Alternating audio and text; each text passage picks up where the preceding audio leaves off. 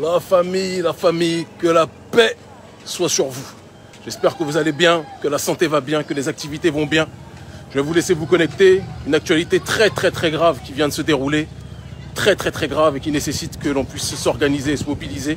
Tout d'abord, je dis en préambule que l'ONG Urgence Panafricaniste arrive donc le lundi 25 janvier à 17h15 heure locale à l'aéroport de Pointe-à-Pitre pour le début d'une tournée spectaculaire sur le terrain de la lutte contre le colonialisme. On va travailler avec les structures évidemment sur place, d'accord, et tous les frères et sœurs qui nous ont demandé de venir, qui nous ont fait venir, qui nous ont sollicité comme un peu partout où l'ONG effectue son travail de mission de terrain en ce qui concerne la logique de lutte contre le néocolonialisme et le colonialisme sous toutes ses formes, quelles qu'elles soient en tout cas. Et dans cette logique-là, on va être plus que jamais présent. La vie chère, le traitement colonial des territoires d'outre-mer, appelé de manière impropre des territoires d'outre-mer, on va en parler. Je parlais avec une petite sœur qui me disait tout à l'heure que en Guyane, les gens pour aller en Guadeloupe, c'est beaucoup plus cher que pour des gens de Paris qui veulent aller en Guadeloupe. Les populations, notre peuple dans l'outre-mer n'a pas la possibilité de voyager où il le veut. On ne lui donne pas cette possibilité-là. Par contre, ceux qui viennent de la, entre guillemets, dite métropole ont le droit, évidemment, de voyager à des prix qui défient toute concurrence. C'est simple pour eux. Tout est fait pour que le colon puisse voyager comme il le veut, mais que les populations d'outre-mer ne puissent pas être dans une logique d'interagir, de partager, d'échanger. C'est insupportable. Donc ça fait partie des différentes thématiques que nous allons soulever. Et on va aussi surtout se mobiliser pour les grands frères qui ont été injustement incarcérés, mais on y reviendra très prochainement. Le live d'aujourd'hui va porter sur la thématique gravissime. Gravissime. La paix sur vous. Je suis content, mes frères et sœurs, de vous retrouver. La famille, amis comme ennemis. Content de vous retrouver. Vous-même, vous savez, on vous prépare du lourd. Vous avez entendu parler du meurtre de l'armée coloniale française. L'armée coloniale française a tué, a assassiné un jeune éleveur en Côte d'Ivoire. L'armée d'occupation française. L'armée d'occupation française, celle qui est accueillie à bras ouverts par l'un des plus grands traîtres de l'histoire de l'humanité africaine, en l'occurrence Alassane Dramane Ouattara. Le même Ouattara qui engage des services de communication miséreux sur les réseaux sociaux pour faire leur propagande. J'ai vu qu'ils ont relayé l'article torchon que personne ne prend au sérieux de Jeune Afrique, où il était dit que moi, Nathalie Yan, Ben Le Cerveau, on serait des agents du KGB ou je ne sais trop quoi. On attend d'ailleurs les financements, c'est très intéressant, c'est très important. Nous, on a toujours dit, on travaille avec Cuba, on travaille avec les Turcs, on travaille avec les Russes, tous ceux qui sont opposés à l'hégémonie occidentale, on parle avec eux directement. Mais maintenant, on veut aussi les vrais financements. Donc on lance un appel, ça nous intéressera énormément, il n'y a aucun problème dessus. Et donc Alassane Dramane Ouattara, qui engage plus que jamais dans une logique de fusion avec les services français, une campagne d'offensive, d'opposition frontale plus que jamais contre le panafricanisme, c'est encore illustré à travers l'accueil chaleureux qu'il réserve à l'armée d'occupation française, qui peut tuer à vue des jeunes éleveurs africains qui vivent en dessous du seuil de pauvreté, qui peut tuer dans des soi-disant accidents lors de leurs exercices militaires, j'ai dit bien soi-disant accidents, nos populations, sans que personne ne réagisse. Il y a un moment donné, il faut qu'on puisse se poser des questions. Pendant combien de temps, je le dis et je le répète, bonjour Zacro, j'espère que tu vas bien petit frère, pendant combien de temps va-t-on accepter que des armées d'occupation coloniale puissent nous dire ce qui est bon ou mauvais sur notre continent? Pendant combien de temps allons-nous accepter que ces armées d'occupation coloniale puissent tirer comme sur des lapins tels qu'ils le font sur les populations africaines? Pendant combien de temps allons-nous accepter d'être les serpillères de l'humanité? C'est une question de fond que l'on doit être capable de se poser. On arrive à un moment donné où c'est inacceptable, où c'est insupportable. On ne peut plus continuer à tolérer ce genre de situation-là en tant que tel. Et je le dis, le mois de mai, retenez-le bien, le mois de mai va être l'avalanche des mobilisations contre les intérêts français. Je vous le dis de manière très précise. On a laissé se reposer certains parce que dans certaines zones, beaucoup étaient en jeûne, en carême. Le mois de mai arrive, ça va être l'offensive, vous n'allez rien comprendre. Autorité française, vous n'allez rien comprendre. Le jeune qui est mort, un jeune bouvier, donc un jeune éleveur de bœufs, assassiné comme du vulgaire gibier, ainsi qu'une trentaine, si je ne m'abuse, de bœufs, d'accord, qui ont été assassinés en tant que tels. On ne peut plus accepter ce comportement-là. On est au XXIe siècle. Il n'y a pas d'armée d'occupation étrangère, d'accord, sur le territoire français. Pourquoi ce qui n'est pas valable chez eux vis-à-vis de l'oligarchie française, on veut nous l'imposer chez nous en Afrique? Et pourquoi on a des traîtres à la tête de nos États africains qui acceptent systématiquement la soumission, l'humiliation de nos populations pour des intérêts perfides étrangers? C'est quelque chose qui est inacceptable. Je suis fatigué de ça. Il y a un Ouattariste qui dit maudit, Maudia, Maudia, Maudia. Ils savent dire que ça. Hein? Les analphabètes congénitaux comme ça. Les imbéciles. Frères et sœurs, une civilisation n'est détruite par l'extérieur que si elle est rongée de l'intérieur. C'est une réalité. C'est quelque chose qu'on doit être capable d'énoncer. C'est quelque chose qu'on doit être capable de dénoncer. Et rongée de l'intérieur par un certain nombre de facteurs, la haine, la jalousie entre nous, mais surtout la trahison congénitale de certaines élites qui sont prêtes à tout pour livrer nos pays aux intérêts occidentaux. C'est quelque chose qui est inacceptable. On ne peut plus tolérer ça éternellement. Et je demande donc à chacun, les frères et sœurs, de se tenir prêt, parce que le mois de mai qui arrive, on va solliciter beaucoup de monde. L'ONG Urgence Panafricaniste va solliciter beaucoup de monde. On ne peut plus, nous sommes sous occupation. Nous sommes sous une dynamique coloniale. Ceux qui n'ont pas le courage de dire les choses sont peut-être des personnes qui profitent de ce système-là, mais nous, on ne peut plus tolérer l'inacceptable. Il faut qu'on soit capable de s'organiser. J'entends certains qui disent qu'Emi, laisse tomber le combat contre le colonialisme, fais ton business. Mais nous, on fait nos business. Nous, on fait l'entrepreneuriat. Nous, on construit de l'emploi. On crée de l'emploi, c'est pas le problème.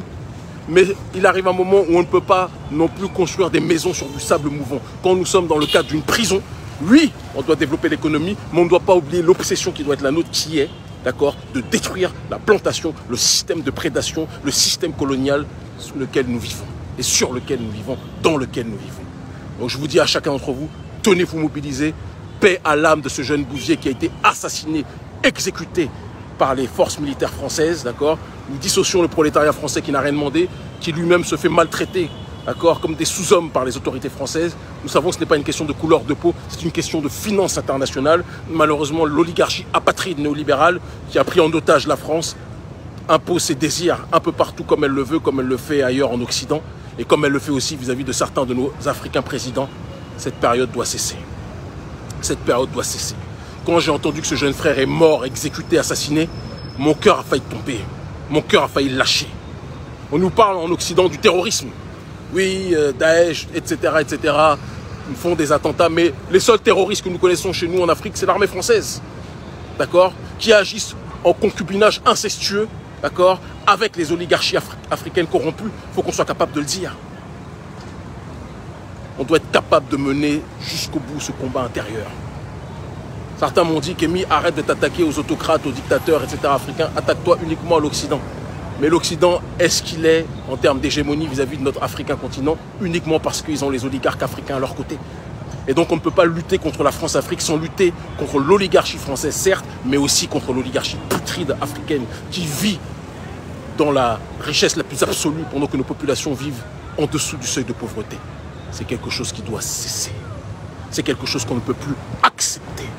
C'est quelque chose que l'on doit être capable de déréguler. Ce processus de destruction, on doit être capable de l'arrêter.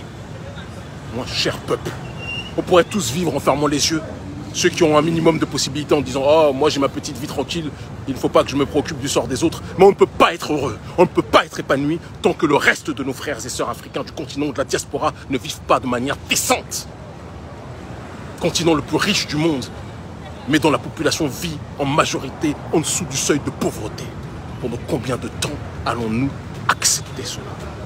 Continent le plus riche du monde en ressources naturelles, en ressources minières, mais continent occupé, d'accord, colonisé, asphyxié par une armée coloniale putréfiée, que sont les armées coloniales occidentales et en majorité l'armée coloniale française que nous connaissons, ainsi que l'armée coloniale américaine qui est présente à travers Africom dans différents endroits du continent. Cela doit cesser. Cela doit cesser. Certains d'entre nous ont décidé de dédier leur vie, urgence panafricaniste, pour que ce processus puisse cesser. D'autres, comme notre vaillante sœur que nous aimons profondément, Nathalie Yamb, qui est à nos côtés, ont décidé de s'organiser pour que ce processus puisse cesser. C'est dans cette démarche que nous nous situons. D'autres comme le mouvement Yerewolo, d'autres comme le mouvement COPA-PF, ces mouvements qui sont coalisés avec Urgence panafricaniste, je le dis et je le répète, nous allons donner nos dernières gouttes de sang s'il le faut pour que ce cancer du colonialisme cesse. Ça ne peut plus durer. Si on doit encore retourner en prison pour cela, on va y retourner. Mais que ce soit sur le continent africain, que ce soit en Guadeloupe, que ce soit en Martinique, que ce soit dans les Caraïbes, partout notre peuple est asphyxié, il faut que ce processus puisse cesser. Ce que nous disons là, c'est ce que les dirigeants africains auraient dû faire pour le peuple. Mais on a compris une chose, ce que les élites africaines ne font pas pour le peuple, le peuple le fera lui-même. Nous sommes cette illustration du peuple en tant que tel. Je vous aime en crever, chère famille. Je vous aime de toute mon âme. Notre combat, je le dis, est un combat de douleur, pas un combat de couleur. Nous nous battons pour notre peuple en priorité, mais nous sommes solidaires de tous les prolétariats du monde entier, d'accord, qui eux aussi sont asphyxiés par cette pieuvre néolibérale que nous connaissons, par cette oligarchie mondialiste asphyxiante que nous connaissons.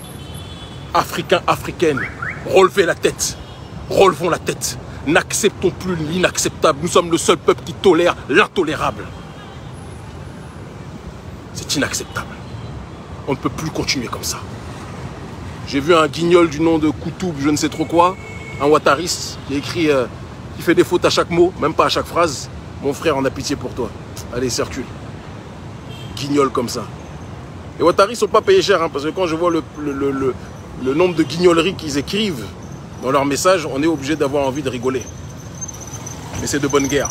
On sait que vous êtes payé un salaire de misère, en clochard que vous êtes. Alassane Dramane Ouattara, tu accueilles le meurtrier de Thomas Sankara, c'est ton ami, Blaise Compaoré, ce qui montre déjà le traître que tu es. D'accord? Alors que tu aurais pu être un symbole d'une Côte d'Ivoire multiculturelle, d'une Côte d'Ivoire africaine, où il y aurait une mosaïque d'identité. Mais tu as pris en otage une communauté pourtant valeureuse, profondément digne.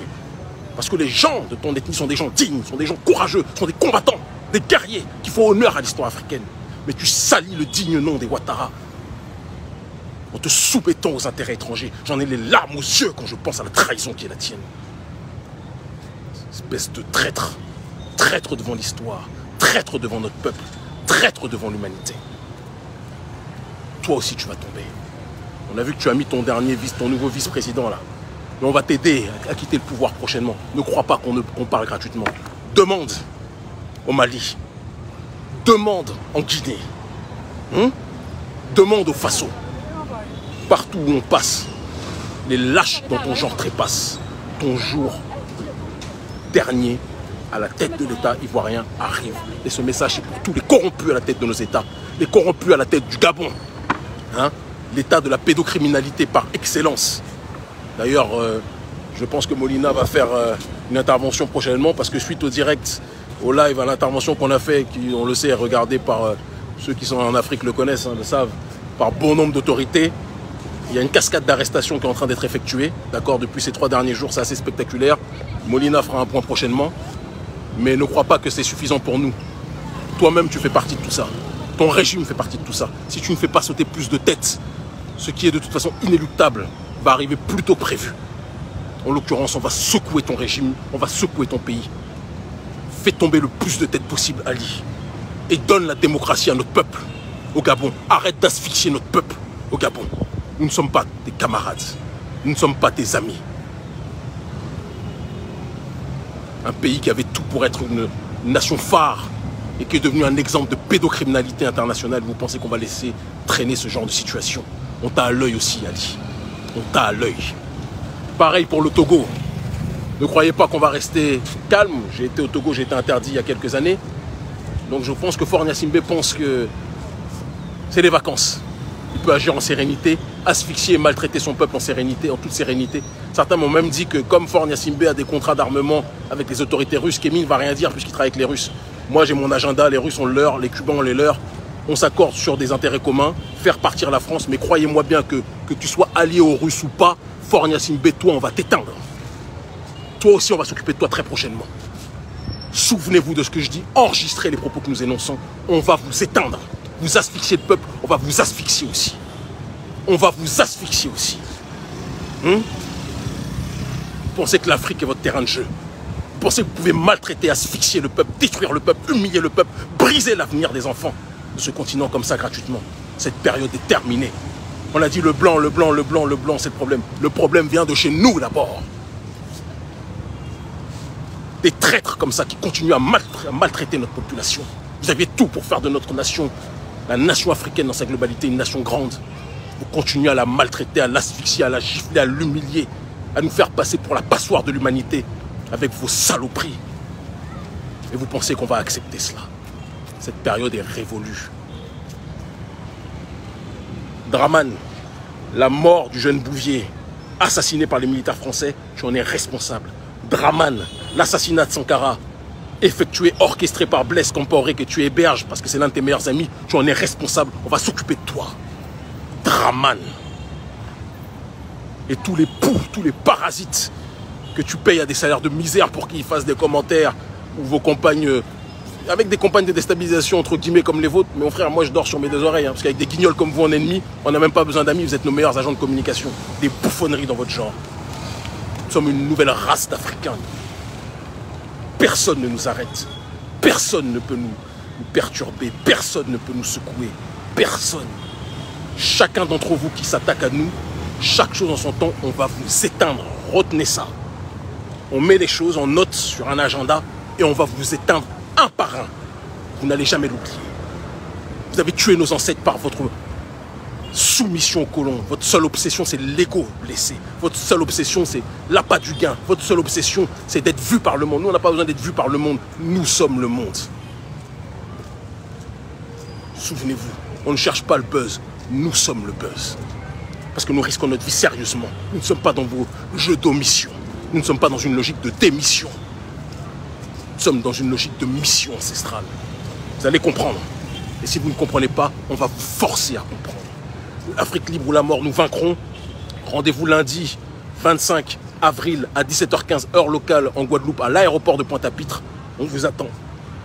On vous aime fort. Ils finiront par comprendre. Merci infiniment.